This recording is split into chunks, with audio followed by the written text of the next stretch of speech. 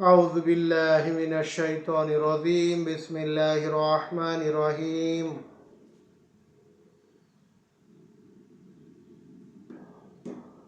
ولا تؤتي كل حلاف ماهين هماز مشاء بنميم مناع للخير معتد عظيم عتل بعد ذلك زنيم إن الله ملائكته يصلون على النبي يا أيها الذين آمنوا صلوا عليه وسلموا تسليما اللهم صل على سيدنا نبينا وشفينا مولانا محمد صلى الله على آله وصحبه وأزواجه وبارك وسلم। সম্মানিত প্রিয় দর্শক, আপনাদের সামনে শুরু করতেছি পবিত্র কোরআন এবং হাদিস থেকে লিখিত জগৎ বিখ্যাত আলেম বসিরহাটের হুজুর আল্লামা রুহুল আমিন হুজুর রহমাতুল্লাহের শিক্ষার পঞ্চম ভাগ হতে আপনাদের সামনে আজকে আলোচনা করব চগলখোরের বিষয় সম্পর্কে। এই অশিক্ষার মধ্যে হুজুর আল্লামা রুহুল আমিন হুজুর রহমাতুল্লাহের পবিত্র কোরআন এবং হাদিস থেকে অনেক দলিল দিয়ে অনেক বিষয়ের উপরে আলোচনা করেছেন। আমি তার মধ্যে থেকে সূরা কলম, এই সূরার কয়েকটা আয়াত তেলাওয়াত করেছি। এই সূরার মধ্যে আল্লাহ রাব্বুল আলামিন বলতেছেন তার হাবিবকে, হে রসুল, আপনি এইরূপ ব্যক্তির কথা মান্য করিবেন না, মেনে নিবেন না, যে বহু শপথকারী, লাঞ্ছিত, নিন্দুক, চগলখুরির উদ্দেশ্যে ভ্রমণকারী, সৎ কাজে নিষেধকারী, সীমা অতিক্রমকারী, গুনাহগার, কঠোর প্রকৃতি। তারপরে সেই ব্যক্তি হারামজাদায় পরিণত হবে, সেই ব্যক্তি হারামজাদা। আল্লাহ রাব্বুল আলামিন তার রসুলকে কুখ্যাত কাফের সম্পর্কে এই আয়াতটা নাজিল করে তার মধ্যে 10টা গুণ সম্পর্কে আল্লাহ তাআলা তার রসুলকে অবহিত করেছেন। অতএব তার মধ্যে একটা গুণ আছে চগলখোর। অতএব আমাদের মধ্যে এখন বর্তমান সময়ে আমরা অনেকে মুসলমান দাবি করি, কিন্তু আমাদের জানা উচিত যে চগলখুরি করা কত বড় অন্যায়ের কাজ এবং চগলখুরি সম্পর্কে আল্লাহ এবং আল্লাহ রসুল কি বলতেছেন। অতএব এই 10টা গুণের মধ্যে একটা গুণ চগলখোর। এই চগলখোর সম্পর্কে নবীজি বলতেছেন, সহিহ মুসলিম শরীফের হাদিস, লা ইয়াদখুলুল জান্নাতা নাম্মাম। নবীজি বলেন, চগলখোর কিয়ামতের ময়দানে বেহেশতে দাখিল হইবে না। ইমাম আহমদ এবং ইমাম বাইহাক্কি এই হাদিসটি রেওয়ায়াত করেন। রাসূল করিম সাল্লাল্লাহু আলাইহি সাল্লাম বলেন, শিরারি ইবাদিল্লাহি আল মাশাউনা বিন নামিমাতি ওয়াল মুফাররিকুনা বাইনাল আহিব্বাতি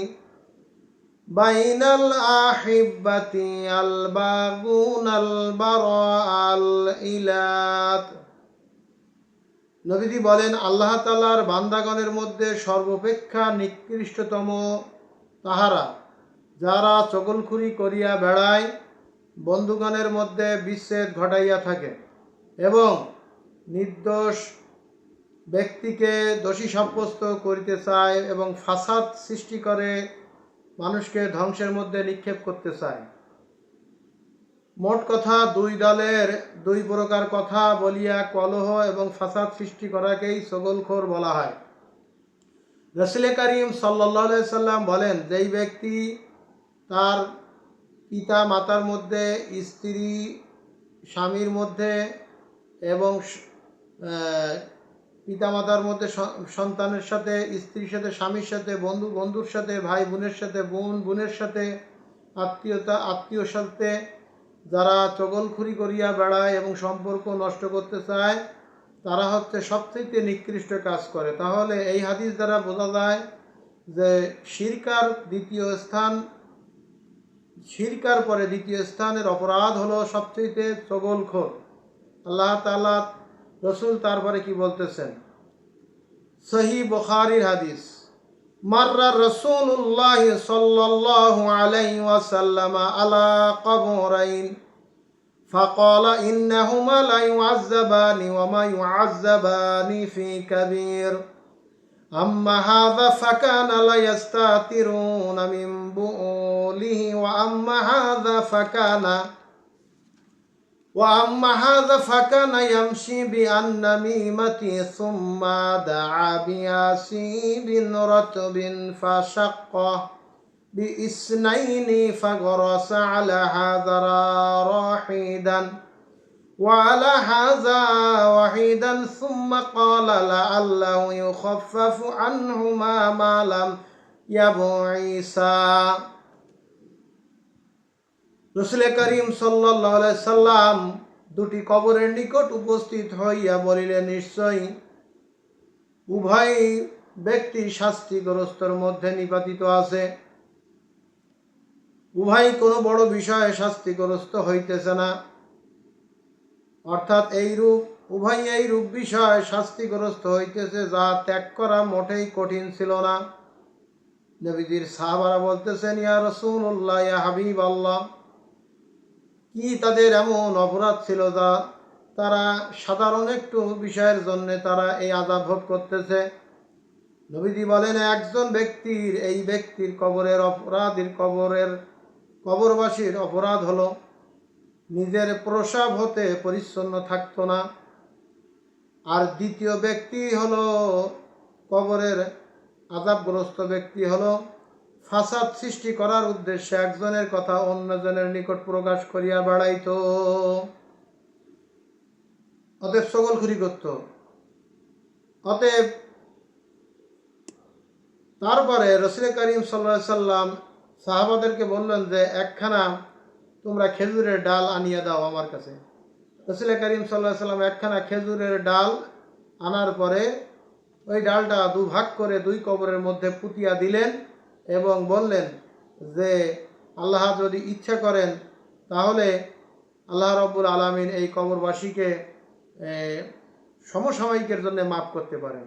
অতএব 1 নম্বর অপরাধ হলো প্রস্রাব করে তারা পরিষ্কার পরিচ্ছন্নতা অবলম্বন করতো না। আমাদের সমাজে অনেকে দেখা যায় প্রস্রাব করে পানি নেয়। আল্লামা রুহুল আমিন রহমাতুল্লাহ তার নামাজ শিক্ষার মধ্যে বলেছেন যে অন্তত কমপক্ষে 50 থেকে 60 কদম হাঁটতে হবে এবং গলা খাকা দিতে হবে। তাই বলে রাস্তাঘাটে না, আবডালে এবং মানুষের সামনে না, অতএব গোপনে। অতএব তারপরে হচ্ছে পানি ব্যবহার করতে হবে। অতএব আমাদের সমাজে অনেকেই শুধু পানি ব্যবহার করে ক্ষান্ত হয়ে যায়। তারা বলে আমাদের পরিষ্কার হয়ে গেছে। আল্লাহ তাদেরকে হেফাজত করুক। অতএব নবীজি করিম সাল্লাল্লাহু আলাইহি সাল্লাম এই চগলখড়ি এবং এই প্রস্রাব থেকে যারা পরিচ্ছন্নতা এবং পবিত্রতা অবলম্বন করতে পারবে, রাসূল করিম সাল্লাল্লাহু আলাইহি সাল্লাম বলেছেন, তারা কবর আযাব থেকে পরিত্রাণ পাইতে পারে।